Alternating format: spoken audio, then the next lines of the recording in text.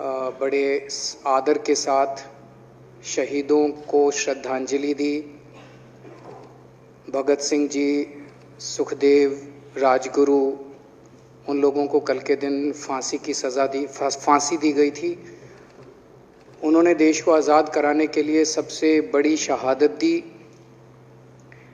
अध्यक्ष महोदय, मुझे बेहद खुशी है कि वैसे तो हम सब लोग सभी शहीदों को नमन करते हैं, सभी स्वतंत्रता सेनानियों का आदर करते हैं, लेकिन उन सभी स्वतंत्रता सेनानियों में एक तरह से दो चमकते सितारे हैं, बाबा साहब अम्बेडकर और भगत सिंह।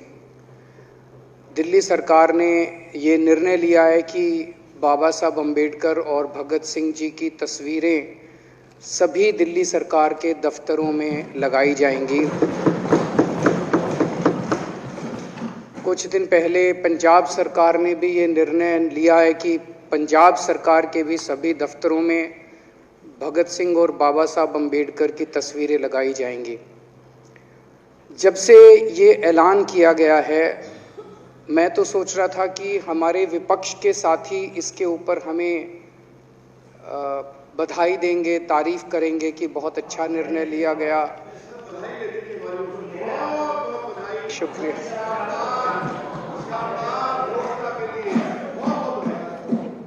लेकिन जब से ये ऐलान किया है कि इतना, यहाँ तो कहने के लिए कह दिया, बाहर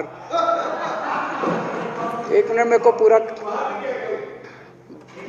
हमें इतना क्रिटिसाइज किया जा रहा है। बीजेपी वाले कह रहे हैं कि बाबा साहब अम्बेडकर और भगत सिंह की क्यों लगाई, सावरकर की क्यों नहीं लगाई, हेडगेवार की क्यों नहीं लगाई। तो मैं कह रहा हूं भाई, सावरकर की और हेडगेवार की तुम लगा लो। अब देखो, जो बोल रहे थे उसमें तो किसी ने टिप्पणी नहीं की। मैंने कहा भाई सावरकर की बोल रहे हैं, सावरकर की और हेडगेवार की तुम लगा लो, हम बाबा साहब अम्बेडकर की और भगत सिंह की लगा लेते हैं। कांग्रेस वाले चिल्ला रहे हैं, इंदिरा गांधी की क्यों नहीं लगाई, राजीव गांधी की क्यों नहीं लगाई, सोनिया गांधी की क्यों नहीं लगाई। तो हम कह रहे हैं भाई, इंदिरा गांधी की तुम लगा लो, हम तो बाबा साहब अम्बेडकर की और भगत सिंह की लगाएंगे। अध्यक्ष महोदय, मेरे को पता नहीं था ये लोग बाबा साहब अम्बेडकर और भगत सिंह से ऐसी नफरत क्यों करते हैं सारे प्रतिपक्ष के लोग। मैं आपको बताता हूं क्यों करते हैं, और खासकर बीजेपी वाले बाबा साहब अम्बेडकर से इतनी नफरत क्यों करते हैं, मैं बताता हूं आपको। बाबा साहब अम्बेडकर ने संविधान बनाया, मैं बता देता हूं आपको, आप भी सेटिस्फाई हो जाओगे।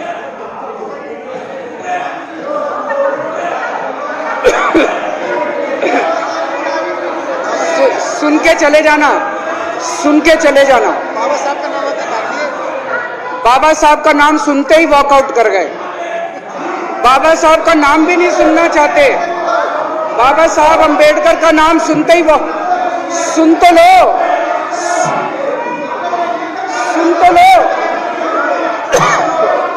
तो तमाशा, और ये सब कुछ जो इन्होंने बोला वो सच बोला। सुन तो लो।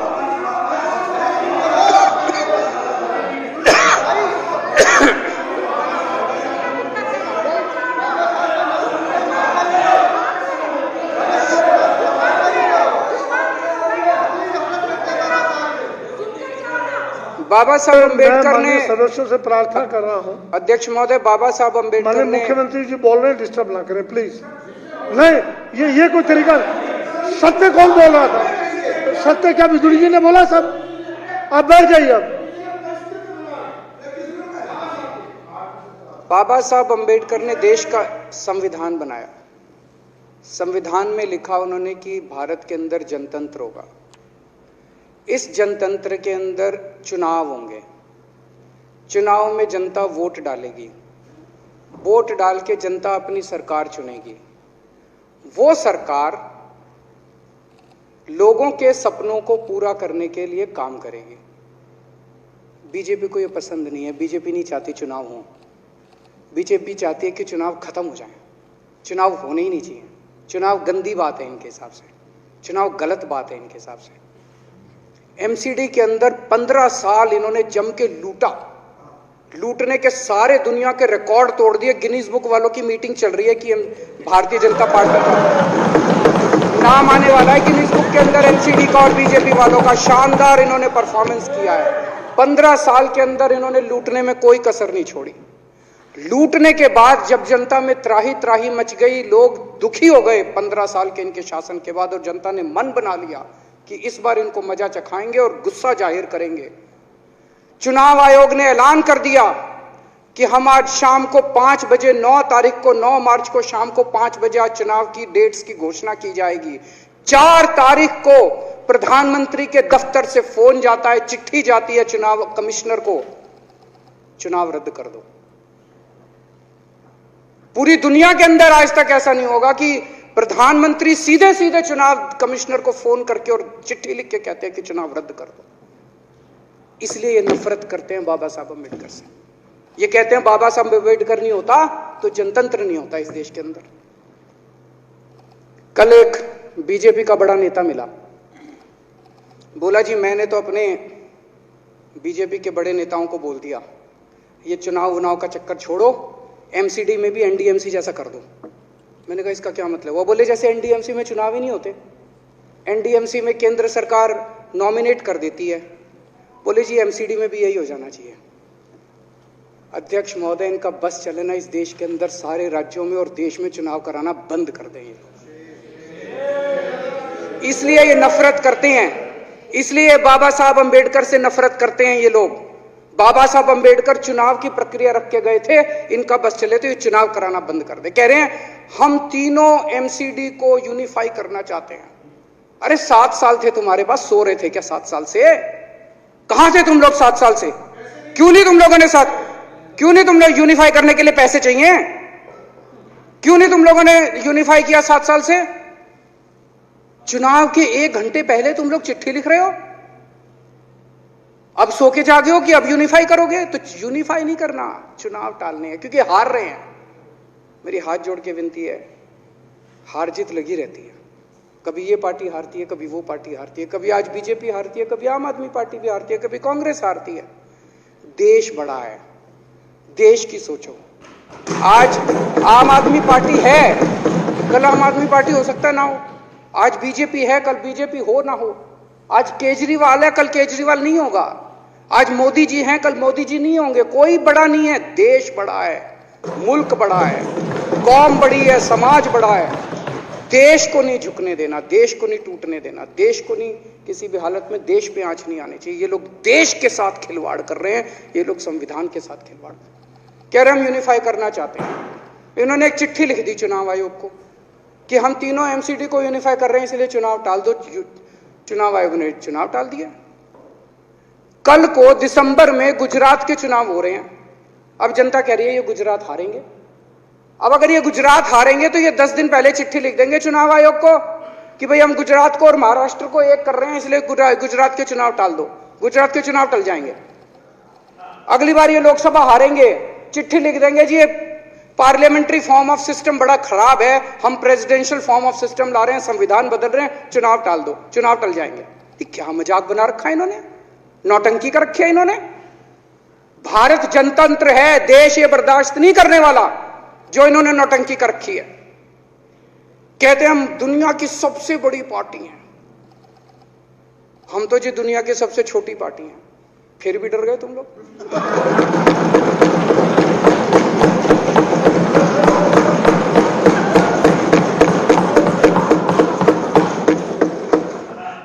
दुनिया की सबसे बड़ी पार्टी दुनिया की सबसे छोटी पार्टी से डर के भाग गई। क्या कायर हो यार। हिम्मत है तो चुनाव लड़के दिखाओ बीजेपी वालों, मान जाएंगे तुम। हिम्मत है तो चुनाव लड़के दिखाओ। कहते हो 56 इंच का सीना है, नहीं तो मान लो 56 इंच का सीना नहीं है, झूठ। नहीं तो मान लो कुर्ते के नीचे 56 इंच का सीना नहीं है, झूठ है ये। कल मैंने देखा, आपको भी बुरा लगा, मैं आपके कमरे में जब चाय पीने आया, आपने मेरे साथ अपना दुख शेयर किया कि जब एलजी साहब ने भाषण शुरू किया, ये सारे खड़े हो गए नारे लगाने। क्या कश्मीर फाइल्स टैक्स फ्री करो, और पीछे से 2 जने कह रहे थे दारू की दुकानें बंद करो। अब इनको भी नहीं पता आज नारे किस चीज के लगाने, ऊपर से आया तो था ऊपर से आया तो था। तो 2 जने कह रहे थे दारू की दुकान बंद करो, आगे वाले कह रहे थे कश्मीर फाइल्स टैक्स फ्री करो, फिर दूसरे वाले ने कहा बे आज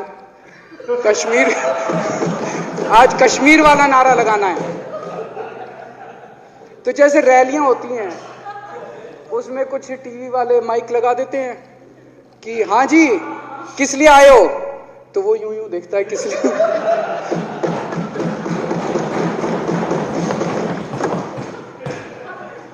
क्या हाल बना दिया इनका। इसलिए थोड़ी राजनीति में आए थे, इसलिए थोड़ी राजनीति में आए थे। एक पिक्चर आई थी बंटी और बबली,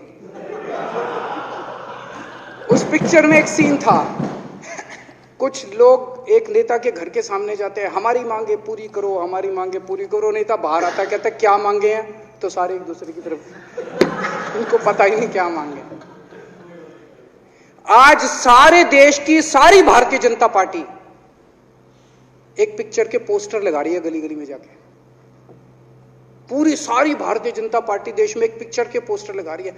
इसलिए राजनीति करने आए थे, पिक्चरों के पोस्टर। अपने बच्चों को क्या जवाब दोगे? घर जाके बच्चे पूछेंगे पापा क्या काम करते हो? पिक्चरों के पोस्टर लगाता हूं।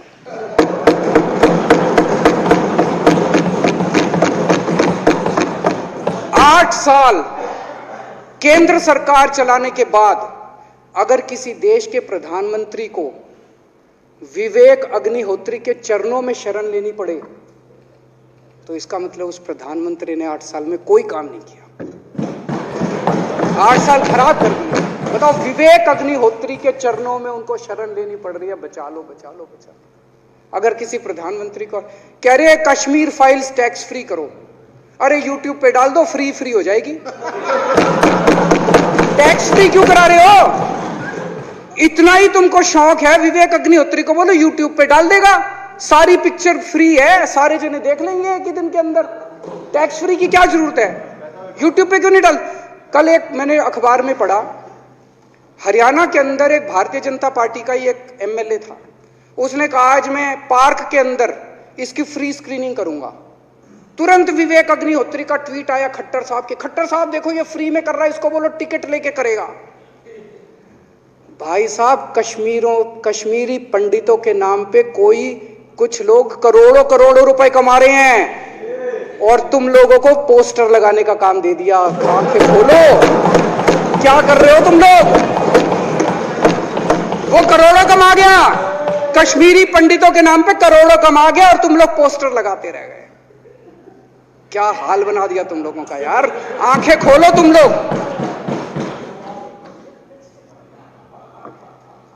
भेड़ बकरियों की तरह हाँक रखा है पूरे बीजेपी वालों को, भेड़ बकरियों की तरह हाँक रहे हैं। एक दिन बोले 3 का कृषि कानून लेके आए हैं, बहुत शानदार है, और फिर नीचे मैसेज आया भाई सारे जने तारीफ करो मोदी जी की। सारे बोले वाह मोदी जी वाह, क्या मास्टर स्ट्रोक है। और मेरे को याद है इसी सदन के अंदर इन लोगों ने उन 3 कानूनों की खूब तारीफ की थी, बोले क्या मास्टर स्ट्रोक है और क्या शानदार कानून लेके आए। 1 साल के बाद फिर आया भाई 3 कानून वापस ले लिए, बोलो फिर तारीफ करो मोदी जी की, भाई कानून बेकार थे मोदी जी। क्या इसी सदन के अंदर इन लोगों ने इतनी बेशर्मी, दिमाग पे ताला लगा रखा, इन्होंने कहा वाह मोदी जी वाह, क्या 3 कानून खराब थे आपने वापस ले लिया, देश को बचा लिया। क्या मास्टर स्ट्रोक, ये क्या हाल बना दिया आप लोगों का यार। फिर थोड़े दिन बाद बोले भाई दारू की दुकानों के खिलाफ करो, फिर सारे जने दारू की दुकान बंद करो, अब दारू ठीक हो गई दिल्ली में? आजकल तो शोर नहीं करते तुम लोग। अब कश्मीर फाइल आ गई, पहले कृषि कानून, रोज काम दे रखा है तुमको, कुछ ना कुछ ऊपर से आ जाता है, काम दे रखा है। अब दारू की दुकानें। मेरा एक ही निवेदन है मेरे बीजेपी के साथियों से, आप तो अपने ही हो, आप तो सब अपने, मेरे छोटे भाई बड़े भाई विदुरी साहब तो बड़े भाई है मेरे, आप तो सारे अपने हो यार। थोड़ा सा देश के बारे में सोचो यार, थोड़ा देश के बारे में सोचो। हिटलर भी जो था वो कम से कम अपने चमचों को नौकरी देता था, रोजगार देता था। इतिहास उठा के पढ़ो, उसने रोजगार तो दिया था, इन्होंने क्या दिया आपको? आपके बच्चों को नौकरी दी? आपके घर में कोई खाने पीने का इंतजाम करा?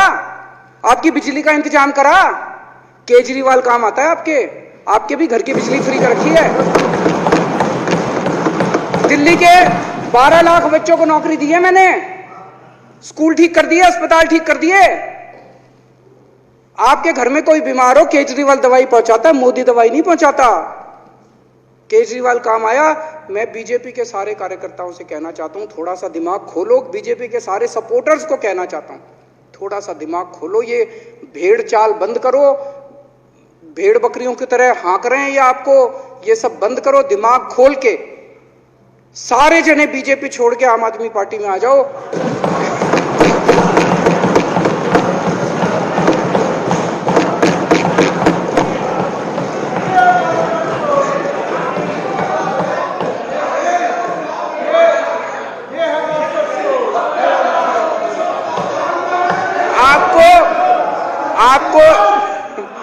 आपको इज्जत मिलेगी, सम्मान मिलेगा। आपसे कतई झूठे नारे नहीं लगवाएंगे। राष्ट्र निर्माण में आपको साथ लेंगे हम, राष्ट्र निर्माण करेंगे आपके साथ मिलकर। ये पोस्टर भी नहीं लगवाएंगे झूठी फिल्मों के। और जो भी करना हो, कम से कम यार ये पिक्चर का प्रमोशन करना तो बंद करो। ये गंदे लगते हो तुम लोग, अच्छी शोभा नहीं देता आप लोगों को। यार आप अच्छे आदमी हो, कुछ करने आए थे राजनीति में, कहां पिक्चर के पोस्टर और प्रमोशन करने में लगा दिया। कल एलजी साहब की स्पीच पूरे देश ने सुनी। एलजी साहब को एक तरह से केंद्र सरकार का नुमाइंदा माना जाता है। एलजी साहब ने भी हमारी सरकार की कितनी तारीफ करी। 50% जीडीपी 5 साल के अंदर बढ़ गया। भारत में आज तक कभी किसी राज्य का नहीं हुआ। इतने शानदार काम दिल्ली सरकार ने किए हैं कि केंद्र सरकार द्वारा नियुक्त एलजी साहब ने भी दूसरी सरकार की, आम आदमी पार्टी की सरकार की भूरी भूरी शब्दों में तारीफ की। मैं एलजी साहब का बहुत बहुत शुक्रिया अदा करना चाहता हूं और इस धन्यवाद प्रस्ताव का समर्थन करता हूं।